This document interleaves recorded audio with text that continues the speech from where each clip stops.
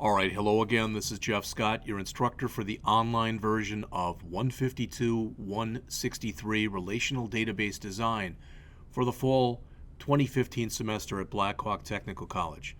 I wanted to take literally just a couple minutes to go over your homework assignment for Chapter 4. We are again using the tennis logo or a sports logo database. All right.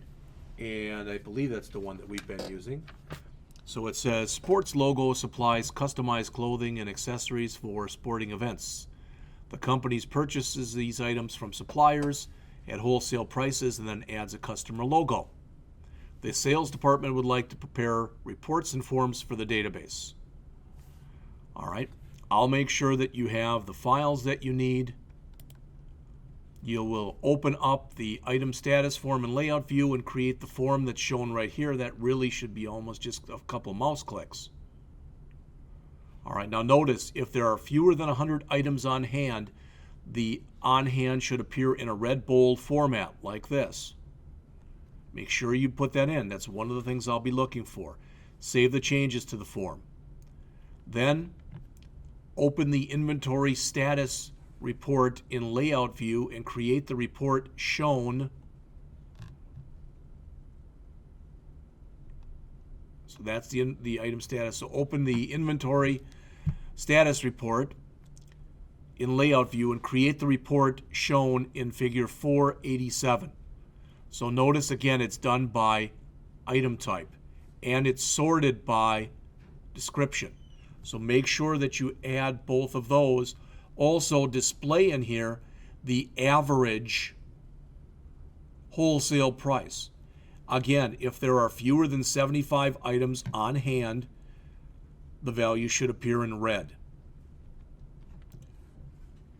Next, filter the report for all items where the number on hand is 60 or less and save the filtered report with yet another name.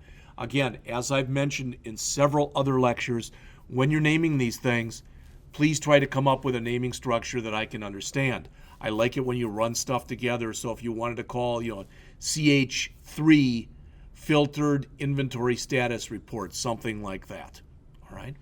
Use the report wizard to create the items by supplier report that's shown here in figure 488. Notice that the report is grouped by supplier name, and then it's sorted by description within the supplier name. So these are sorted for all the last merchants, sorted for all the PJ Pratt clothing, etc. All right. If requested to do so by your instructor, no, you're not being requested to do that.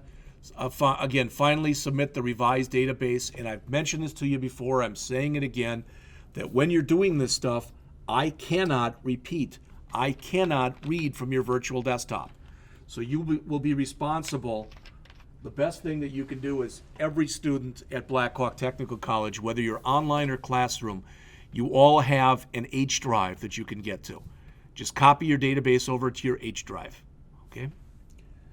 And no one's asked, but what I've been doing is I've been using a fresh database for each chapter. You can do that, but you don't have to do that.